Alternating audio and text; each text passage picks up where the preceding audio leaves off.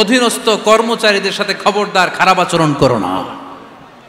যারা কর্মচারীদের সাথে খারাপ আচরণ করে, যারা মানুষের কাছ থেকে শ্রম নিয়ে কাজ করিয়ে টাকা দেয় না, কিয়ামতের দিন তাদের বিরুদ্ধে মামলা দায়ের করবে কে? কে করবে? হাদিসে কুদসি সাক্ষী বিষ্ণু ঈসা ইসলাম বলেন, আল্লাহ তাআলা ফরমান, আনা খাসমুহুম সালাসাতুন আনা খাসমুহুম ইয়াউমাল কিয়ামা। তিন শ্রেণীর ব্যক্তির বিরুদ্ধে আল্লাহ বলেন, আমি নিজেই কিয়ামতের দিন মামলা দায়ের করব। I will be against them in the day of judgment. Three categories of people I will be against them in the day of judgment. তিন শ্রেণীর লোক কিয়ামতের দিন তারা ছাড় পাবে না।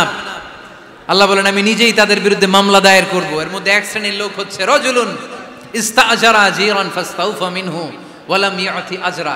একজন শ্রমিক ভাড়া করে তার কাছ থেকে কাজ নিয়েছে, কিন্তু তার পারিশ্রমিক আদায় করে নেই। এরকম আছে না নাই? দাপট দেখায়।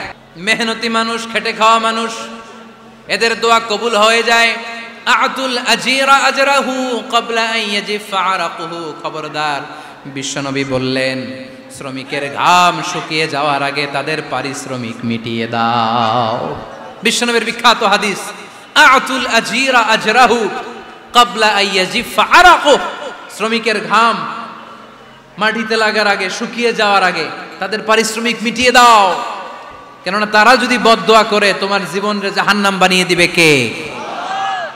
বিষ্ণু ঈসা ইসলাম সব সময় খেটে খাওয়া মানুষদেরকে আগলে রাখতেন। সব সময় শুধু যে ভাষণে মেহনতি মানুষদের সাথে ভালো আচরণ করতে বলতেন, শ্রমিকদের সাথে ভালো আচরণ করতে বলতেন, এমনটা নয়। ওনার ব্যক্তিগত জীবন ঘাটলেও দেখা যায় উনি শ্রমিকদের সাথে কেমন আচরণ করেছেন। বিষ্ণু ঈসা ইসলাম আরাফাতের ময়দানে দাঁড়িয়ে ঐতিহাসিক একটা ভাষণ দিলেন। এই ভাষণের নাম হলো বিদায় হজের ভাষণ। এই বিদায় হজের ভাষণেও খেটে খাওয়া মানুষের কথা বিশ্বনবী বাদ দেয় নাই। বিশ্বনবী বলেছেন, আরিক্কাকুম, খবরদার, অধীনস্থ কর্মচারীদের সাথে খারাপ আচরণ করো না। আতঈমুহুম মিম্মা তাকুলুন ওয়াকসুহুম মিম্মা তালবিসুন। খবরদার, মনে রেখো, তোমরা যা খাবে তোমাদের অধীনস্থ কর্মচারীদেরও তা খাওয়াবে, তোমরা যা পড়বে তাদেরও তা পড়াবে। বিশ্বনবী শেষ নিঃশ্বাস ত্যাগ করে যাওয়ার আগে যেই কয়েকটা কথা বলেছিলেন, তার মধ্যে মেহনতি মানুষদের জন্য কথা আছে নাড়াই। বিষ্ণু ঈসা ইসলাম যখন শেষ নিঃশ্বাস ত্যাগ করবেন, তিনি বলেছিলেন, আসসালাত আসসালাত, উম্মতেরা, নামাজ নামাজ, নামাজ ছেড়ে দিও না, নামাজ তরক করো না, নামাজ কাজা করো না। আর বলেছিলেন, ওমা মালাকাত আইমানুকুম, দোকানে যে পণ্য কিনে বিল দেয় না, পরে দিমু, আছে না নাই? কিয়ামতের দিন আল্লাহ তোর এই মাস্তানি ছুটাবে, চিল্লা এখন ঠিক কিনা? আনা খাসমুহুম, আমি নিজেই তাদের বিরুদ্ধে মামলা দায়ের করব। কথাটা কার? এজন্য বিশ্বনবী বললেন, খবরদার। তো ছাগল যারা পালে তারা জানে ছাগল পালা কত কষ্ট। ওরে ডানে টান দিলেও কই যায়, রশি ধরে বায়ে টান দিলে কই যায়, সামনে টানলে কই যায়, পিছনে টানলে কই যায়। সারা সপ্তাহ আপনি সময় পান না এটারে গোসল করাবেন। ভাবলেন আজকে জুমার দিন আমিও গোসল করি, এটারও গোসল করাই। এটারে আপনি পুকুর ঘাটে নিবেন, টান দিয়েছেন, ওর বাপের কিরা, ও 1 ইঞ্চিও সামনে যাবে না, ঠিক কি না? এই টেরা প্রাণী আল্লাহর কি কি মহিমা! আল্লাহ তাআলা পৃথিবীর সবচেয়ে শ্রেষ্ঠতম মানুষদেরকে ছাগল চড়িয়ে ছেড়েছেন, ঠিক কি না? মা বাআসাল্লাহু নাবিয়ান ইল্লা রাআল গানাম। এই পৃথিবীতে এমন কোন নবী ছিল না যে নবীরা ছাগল চড়ায় নাই। আল্লাহ বুঝাতে চাইলেন, ছাগল চড়ানো অনেক কষ্টের কাজ, অনেক ধৈর্যের প্রয়োজন। এখন নবীরা তোমরা ছাগল চড়াও, কিছুদিন পর ছাগলের চেয়েও টেরা জাতি মানুষ চড়াইতে হবে। মানুষের মধ্যেও টেরা আছে না নাই? ভালো বললে ভালোটা বুঝে না, ডানে যেতে গেলে বায়ে যায়, বায়ে যেতে বললে ডাইনে যায়, এরকম আছে না নাই? সম্মানিত ভাইয়েরা, সমস্ত আম্বিয়া আলাইহিমুস সালাম ওনারা কর্মঠ ছিলেন। সাইয়েদনা আদম আলাইহিস সালাম নিজ হাতে চারা গাছ রোপণ করে চাষাবাদের কাজ করেছেন, সুবহানাল্লাহ পড়েন। সাইয়েদনা ইব্রাহিম আলাইহিস সালাম চাষাবাদের কাজ করেছেন। সাইয়েদনা দাউদ আলাইহিস সালাম নিজ হাতে যুদ্ধের জন্য যে পোশাক পরতে হয়, যেটা পরলে গায়ের মধ্যে ছুরি মারলেও ঢুকে না, ওই শিরস্ত্রাণ বানিয়েছেন, নিজ হাতে তলোয়ার বানিয়েছেন, সুবহানাল্লাহ পড়েন।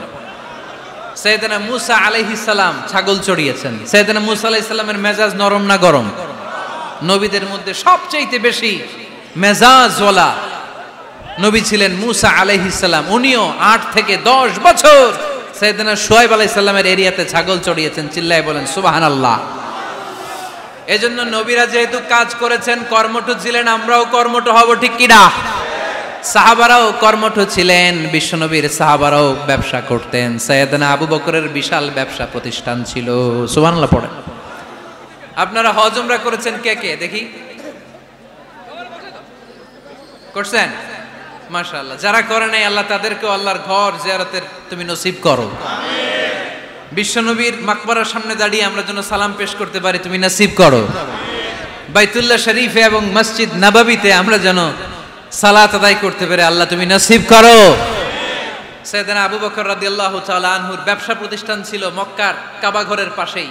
ওনার ব্যবসা প্রতিষ্ঠানগুলো যেখানে ছিল ঠিক ওইখানে সৌদি সরকার এখন শপিং মল বানিয়ে দিয়েছে, মাতজার আবু বকর। মক্কা শহরের যেখানে বহিরাগতরা এসে ওখানে ছাগল, ওখানে ঘোড়া, উট এগুলো রাখতো, আস্তাবল রাখতো, ঘোড়া আর উট যেখানে রাখা হতো ঠিক ওই জায়গায় সৌদি সরকার ওটার পার্কিং লট বানায় দিচ্ছে। মানে যেখানে আগে সাহাবাদের ব্যবসার জায়গা ওইখানে বর্তমানে শপিং মল। যেখানে আগের সময়কাল সাহাবারা উট আর ঘোড়া রেখে বাঁধত, ওইখানে এখন গাড়ি ঘোড়া রাখার ব্যবস্থা করা হয়েছে। সাইয়েদনা আবু বকর অনেক বড় ব্যবসায়ী ছিলেন। ওনার নিজ টাকা দিয়ে হাবাসা থেকে আসা সাইয়েদনা বেলালকে তিনি 20,000 স্বর্ণ মুদ্রা দিয়ে উমাইয়া ইবনে খালাফের কবল থেকে তিনি মুক্ত করেছেন। সাইয়েদনা উসমান যুন্নুরাইন বড় ব্যবসায়ী ছিলেন। নিজের টাকা দিয়ে মদিনার মুসলমানেরা পানি খেতে পারে না, বিইরে রুমা নামে একটা কুয়া ছিল, এই কুয়ার মালিক ছিল ইহুদি। মুসলমানেরা পানি খেতে গেলে এসে বকা দিত, পানি খেতে দিত না। বিশ্বনবী বললেন, আমার সাহাবীদের মধ্যে এমন কি কেউ নাই নিজের অর্থায়নে বীরে রুমা কিনে মুসলমানদেরকে দিয়ে দিবে? সাইয়েদনা উসমান যুন্নুরাইন বলল, ইয়া রাসূলুল্লাহ, আপনার খেদমতে আমি হাজির। মুহূর্তের মধ্যে সাইয়েদনা উসমান যুন্নুরাইন নিজের অর্থায়নে বীরে রুমাটা কিনে মুসলমানদের জন্য সদকা করে দিয়েছে। তো ব্যবসা না করলে, কর্মঠ না হলে, উপার্জন না হলে সদকা করা যাবে? চিল্লায় বলেন, করা যাবে?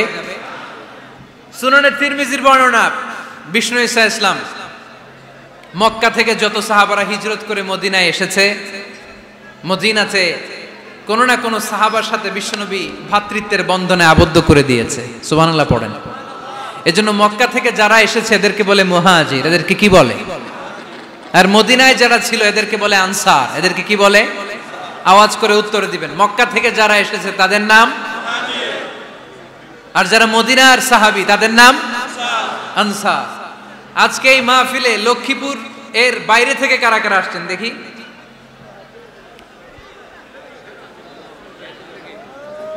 মাশাআল্লাহ, মাশাআল্লাহ, অনেক আসছে। আল্লাহ ভাইদেরকে তুমি কবুল করো, হাত নামান।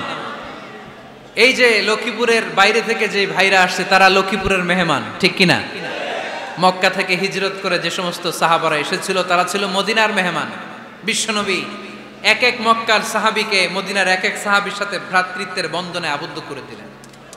আব্দুর রহমান ইবনে আউফ রাদিয়াল্লাহু তাআলা আনহু, ওনার সাথে ভ্রাতৃত্বের বন্ধনে যে সাহাবীকে বিশ্বনবী আবদ্ধ করে দিলেন ওনার নাম হচ্ছে সাদ ইবনে রাবিয়া। কি নাম? মদিনার অনেক বড় ব্যবসায়ী। বিশ্বনবী বললেন, ও আব্দুর রহমান ইবনে আউফ, সম্পদ ছেড়ে দিয়ে, পরিবার ছেড়ে দিয়ে, স্থাবর অস্থাবর সব ছেড়ে দিয়ে আল্লাহ রাসূলের ভালোবাসায় মক্কা থেকে মদিনায় এসেছো। মদিনায় তোমার চিন্তা নাই, সাদ ইবনে রবিকে আমি তোমার ভাই বানিয়ে দিলাম।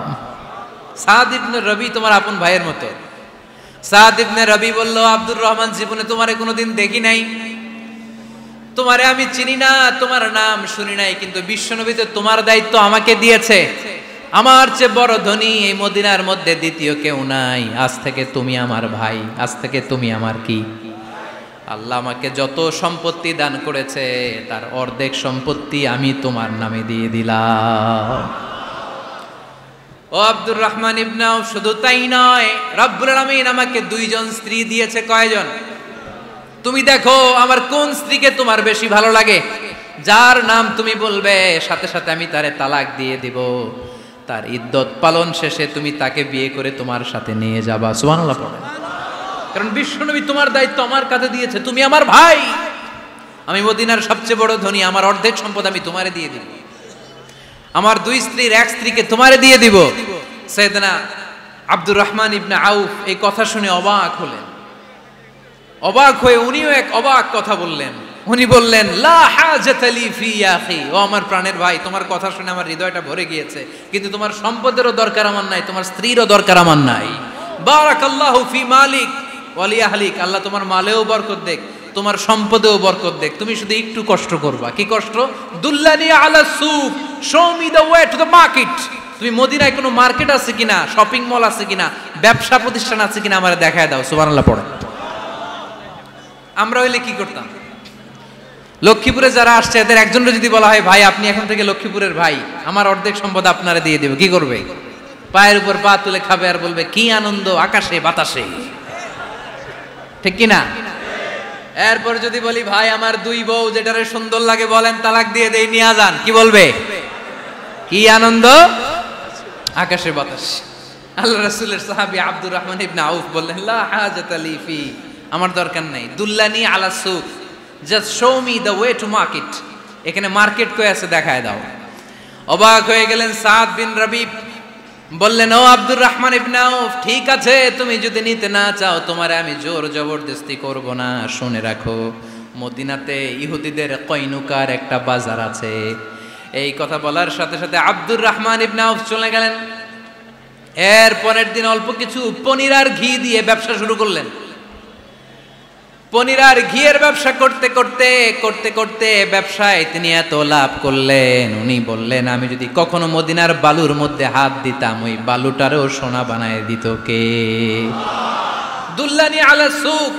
লক্ষ্মীপুরের কর্মঠ যুবক ভাইয়েরা, এই আব্দুর রহমান ইবনে আউফ আমাদের প্রেরণা। উনি অন্যের ঘাড়ে পাড়া দিয়ে খেতে চায় নাই, আরেকজনের উপর ডিপেন্ডেন্ট বা নির্ভরশীল হতে চায় নাই। তিনি স্বাবলম্বী হওয়ার শিক্ষা, লেসেন কিয়ামত পর্যন্ত গোটা বিশ্বের যুবকদের জন্য রেখে গিয়েছে। চিল্লায় বলো ঠিক কিনা? দুল্লানি আলা সুক, show me the way to market. Market কোথায় দেখাও। পনির আর ঘি নিয়ে ব্যবসা করতে করতে কয়েক মাসের ব্যবধানে ইতিহাস সাক্ষী, সাইয়েদনা আব্দুর রহমান ইবনে আউফ মদিনার বিশাল বড় বিজনেস ম্যাগনেটে পরিণত হয়ে গেলেন। চিল্লায় পড়েন আল্লাহু আকবার। এজন্য ব্যবসার ভিতরে বরকত ঢুকিয়ে দিয়েছে কে?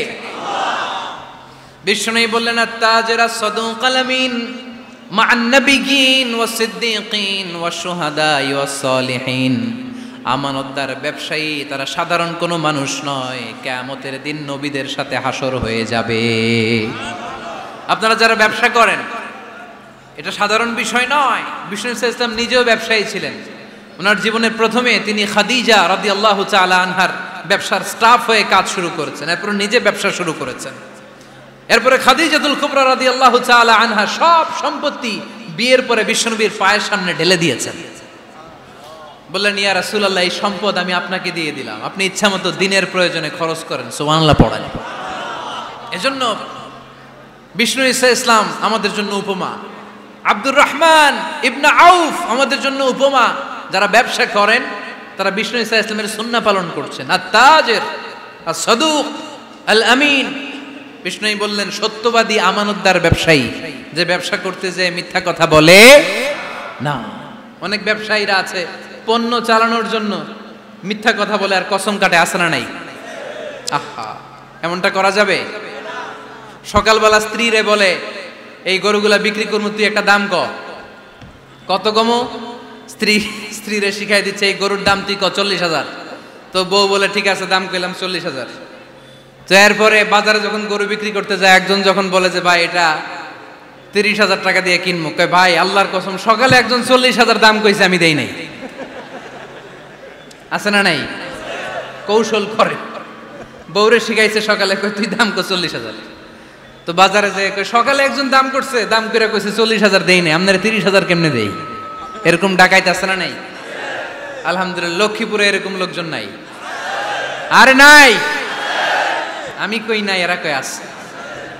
লক্ষ্মীপুরের মানুষ খুব ধার্মিক, আমি জানি। লক্ষ্মীপুর, নোয়াখালী, ফেনী এই বেল্টের লোকজন খুব আল্লাহওয়ালা। এদের মধ্যে আল্লাহওয়ালার সংখ্যা বেশি, এখানে আলেম ওলামা বেশি, এখানে মসজিদ মাদ্রাসা বেশি। এই জন্য এই জেলাগুলোতে আল্লাহর রহমতও বেশি। আল্লাহ তুমি এই জেলার ছেলেপেলাদেরকে, এই জেলার লোকদেরকে তুমি কবুল করো, মা বোনদেরকে তুমি কবুল করো। সম্মানিত ভাইয়েরা, এজন্য আজকের মাহফিল থেকে আমরা যেটা শিখলাম সেটা হচ্ছে পরিশ্রমে কোনো লজ্জা আছে? আমরা কাজ করে খাবো, ঠিক কিনা? Never under estimate any job.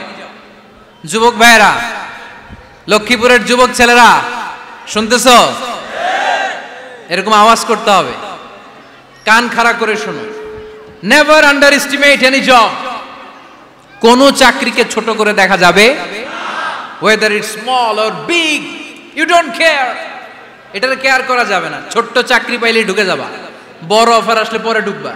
এটা ছোট কাজ, এটা হোটেলের ওয়েটার, এটা ছোট্ট স্টাফ, এটা কেরানি না। কাজ কাজই, কাজের মধ্যে কোনো ছোট বড় নাই। খেটে খাওয়া মানুষকে বিশ্বনবী অনেক সম্মান করতেন।